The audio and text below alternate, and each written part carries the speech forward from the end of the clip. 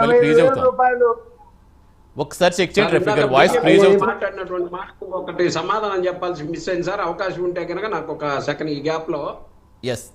Yes Rafi గారు, yes Ravikiran గారు. So ఏంటి అసలు ప్రాక్టికల్ గా ఉన్న ఇబ్బందులు, సానుకూలతల గురించి ఏమైనా క్లారిటీ ఇస్తారా ఈ ఉపాధి అవకాశాలకు సంబంధించి? రాష్ట్రంలో అంటే ఎస్ మన రాష్ట్రంలో మనకి అత్యంత చక్కటి సహజ వనరులు, అలాగే సుదీర్ఘ సముద్ర తీరం, అంతకు మించి అత్యంత నిష్ణాతులైనటువంటి మానవ వనరులు, ఇది మనకి ప్రాథమికమైనటువంటి గట్టి పునాది అండి. ఇందాక చంద్రబాబు నాయుడు గారు కూడా అదే చెప్పారు. ఇది ప్రపంచ దేశాల్లో అత్యంత యవ్వనవంతమైన దేశం భారతదేశం. అలాగే ఆంధ్రప్రదేశ్ కూడా ఆ రకంగానే యూత్ ఫోర్స్ ఉన్నారు, సో వర్కింగ్ ఫోర్స్ ఉన్నారు. సో దీన్ని మనం ప్రధాన పెట్టుబడిగా తీసుకుని ఏ రకంగా ఆయా దేశాల్లో ఉన్నటువంటి ప్లస్ పాయింట్స్, ఆయా దేశాల్లో ఉన్నటువంటి బలమైనటువంటి అంశాలని ఎలా క్రోడీకరించుకొని మన భారతదేశం, మన ఆంధ్రప్రదేశ్ రాష్ట్రంలో అభివృద్ధి చేసుకుంటూ ఉద్యోగ ఉపాధి అవకాశాలు పెంచుకుంటూ మన యొక్క స్టాండర్డ్ ఆఫ్ లివింగ్, సహజ జీవన ప్రమాణాలు ఏ రకంగా పెంచుకుంటూ వెళ్ళాలి, అలాగే రైతాంగానికి ఏ రకంగా ఉపయోగించుకెళ్ళాలి, దాని మీద చంద్రబాబు నాయుడు గారు, నరేంద్ర మోడీ గారు మొన్న బ్రిటన్ గవర్నమెంట్ తో ఫ్రీ ట్రేడ్ అగ్రిమెంట్ చేసుకున్నారు, స్వేచ్ఛ వాణిజ్య ఒప్పందం చేసుకున్నారు. ఇది వండర్ఫుల్ అగ్రిమెంట్ అండి.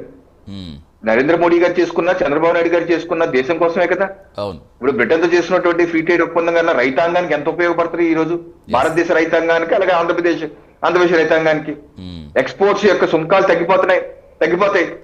ఆ రకంగా మనకు మంచి మార్కెట్ ఏర్పడుతుంది.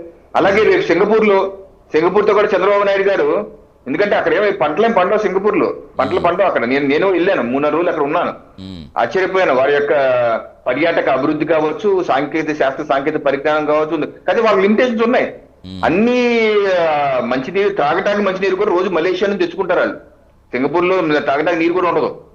సో అటువంటి పరిస్థితుల్లో ఉన్నప్పుడు మనం ఏ రకంగా మనకున్నటువంటి క్యాపబిలిటీస్ లేవరేజ్ చేసుకుంటూ ఫుడ్ ప్రాసెసింగ్ యూనిట్స్ ఏర్పాటు చేయడం, మనకున్నటువంటి వ్యవసాయ ఉత్పత్తులకి అటువంటి టెక్నాలజీ ఏర్పాటు చేసుకుని వాళ్ళతో లింకప్ చేసి ఎగుమతులు లింకప్ చేసుకున్నాం అనుకోండి, మన రైతాంగానికి మంచి గిట్టుబాటు ధర వస్తారు కదా, మంచి రేట్ వస్తారు కదా.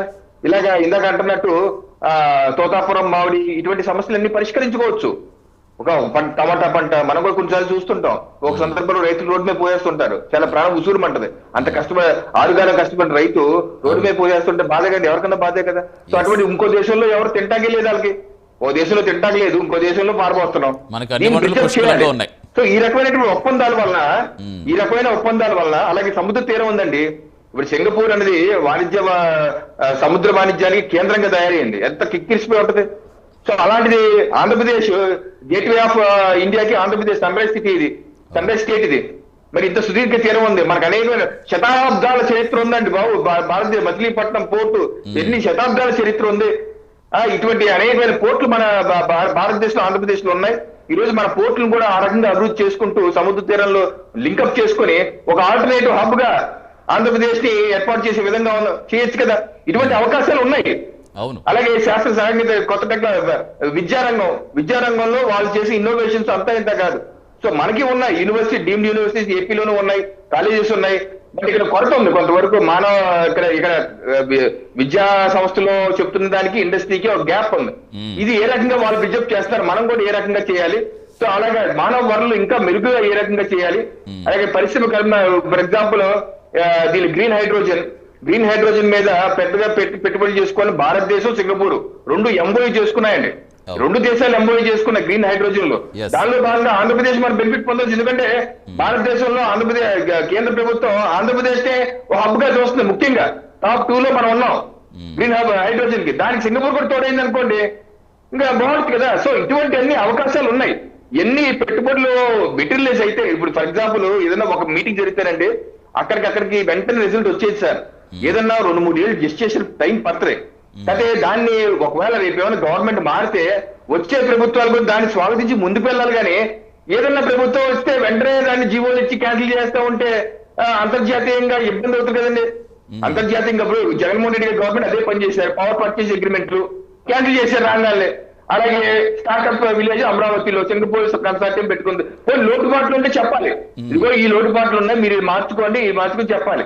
అంతేగాని ఏకపక్షంగా క్యాన్సిల్ చేసి పడేసి పవర్ పర్చేస్ అగ్రిమెంట్లు క్యాన్సిల్ చేస్తే అంతర్జాతీయంగా పెట్టుబడులు ఎక్కడ నుంచి వస్తాయి? మన దగ్గర ఇందాక మీరు ఇంట్లో చెప్పారు మన దగ్గర రూపాయి లేదని. మ్మ్. రూపాయి ఎప్పుడు ఉండదు. సో రూపాయి లేనప్పుడు ఉన్న పెట్టుబడులు రానివ్వకుండా ఆపేసి Yes. మన ముందు అంతర్జాతీయంగా చెడ్డ పేరు ఆంధ్రప్రదేశ్ కే కాదు భారతదేశం చెడ్డ పేరు తీసుకొచ్చి ప్రభుత్వాలు వస్తే అవును. దేశం ఏ గతిని బాగుపడినోయ్, ఏ దేశం ఏ రకంగా ముందుకెళ్ళాలి. Yes. అంతేగాని మన అపోజిషన్ మధ్య వివిధ బయట వర్గాలు ఉంటావు, ఆలోచన భిన్న కోణం ఉండొచ్చు. మ్మ్. కానీ అందరూ పనిచేసేది ప్రజల కోసమే కదా, మ్మ్. దేశ అభివృద్ధి కోసం, రాష్ట్ర అభివృద్ధి కోసమే కదా. Definitely. వీళ్ళు ఏమైనా సూచనలు ఉంటే చేయాలి. ఇప్పుడు ఇందాక ఆయన మాటల్లో ఒక మాట అన్నారు, జగన్మోహన్ రెడ్డి గారిని అందరూ ఫాలో అవుతున్నారు. మా నాయకుడు 3 ప్రాంతాలు 3 రాజధానులు అని మాట ఉపయోగించలేదు ఆయన, 3 ప్రాంతాలు అన్నారు. చూడండి మాట మారి చూసారా. అదే మేము అంటుంది, ప్రాంతాలు అభివృద్ధి చేయండి, వస్తాను అంతేగాని రాజధాని పేరు మీద ఆటాడుకోవద్దు. మ్మ్. ఆయన చంద్రబాబు గారు యూజ్ చేసిన పదంతో నేను అప్రిషియేట్ 3 ప్రాంతాల అభివృద్ధి వరకు ఓకే. ఈ రోజు మా ప్రభుత్వం కదా అంటుంది కదా, ఒకే రాష్ట్రం ఒకే రాజధాని సమగ్ర రాష్ట్ర అభివృద్ధి అంటున్నారు. నిన్న లోకేష్ గారు అక్కడ మాట్లాడి నేను ఇదే పదం ఉపయోగించారు. లోకేష్ గారు డెఫినెట్ గా ఒకే రాష్ట్రం ఒకే రాజధాని సమగ్ర విస్తృత రాష్ట్రం మొత్తం విస్తృత అభివృద్ధి అన్నారు. అంతేగాని కేవలం అమరావతి అభివృద్ధి, కేవలం కృష్ణా జిల్లా అభివృద్ధి అనేం అనలేదు. మ్మ్. అభివృద్ధి వికేంద్రీకరణ ఖచ్చితంగా కావాలి. ఒక ప్రాంతాలే కాకుండా అన్ని ప్రాంతాల అభివృద్ధి జరగాలి. ఎస్, అన్ని ప్రాంతాల అభివృద్ధి జరగాలి. అట్ ద సేమ్ టైం చెప్పుకోవడానికి ఒక రాజధాని కూడా మనకి బలంగా కావాలి డెఫినెట్ గా. అవునండి, అదే అంటున్నా, ఒకే రాష్ట్రం ఒకే రాజధాని సమగ్ర రాష్ట్ర అభివృద్ధి. Yes. ఇది మా స్లోగన్. కానీ మీ స్లోగన్ అడిగారు కదా, 3 రాజధానులు 3 ముక్కలు ఆడటం, ఏ ప్రాంతాన్ని అభివృద్ధి చేయకుండా ఉంటాం. అదేగా మీరు చేసింది. సో ఈ రకమైనటువంటి ధోరణి ఉంటే రాష్ట్రం ఒక అడుగు 1 step forward 1 step back 2 step backward, situation awkward. Right. ఇటువంటి ఆక్వర్డ్ సిచ్యువేషన్ లోకి వెళ్తాం. దయచేసి ఇప్పుడుకైనా సరే అడుగుతున్నా జగన్మోహన్ రెడ్డి గారిని కానీ వైసీపీ పార్టీని కానీ, ఏ మాత్రమైనా సరే మీరు ఒక క్రమశిక్షణ కలిగినటువంటి ఒక నిబద్ధత కలిగినటువంటి పార్టీ, అపోజిషన్ పార్టీ అయితే తప్పనిసరిగా మీరు సూచన చేయండి. సింగపూర్ కన్సార్టియం, సింగపూర్ వెళ్ళే చంద్రబాబు నాయుడు గారు ఇదిగో మా సూచనలు ఈ రకంగా ఫాలో అవ్వండి అండి. ఆ తర్వాత అది జరగకపోతే ప్రశ్నలు వేసే అధికారం ఉంటుంది. మొదటి నుంచే మీరు బురద చల్లితే తర్వాత ప్రశ్నలు అడిగారు కదా, అధికారం కూడా ఉండదు. ఎస్ చిన్నప్పటి గారు వస్తున్న ఒక నిమిషం వస్తారు. చిన్నప్పటి గారు, రఫీ గారు ఇందాక ప్రీజన్ రఫీ గారు, అసలు సింగపూర్ నుంచి అసలు 1 రూపాయి కూడా పెట్టుబడి తీసుకురాకుండా మేము ఎలా వాళ్ళని నమ్ముతాం? వినిపిస్తోంది, చెప్పండి. ఎస్ వినిపిస్తోందండి. సరే, అయితే ఇదా నేను చెప్పాను, మేము మంచి ఏది ఉంటే తీసుకుంటాం సార్.